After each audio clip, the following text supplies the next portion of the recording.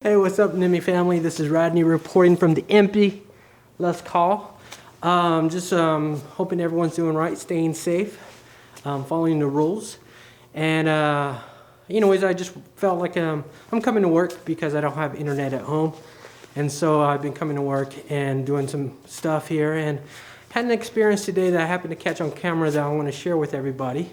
But just a reminder that for all you departments, you have your own little refrigerator, or if you have a refrigerator in your office, just a reminder, you may want to check that out and empty it out, so that way when everything returns to normal, when you come back to the office, it is somewhat normal.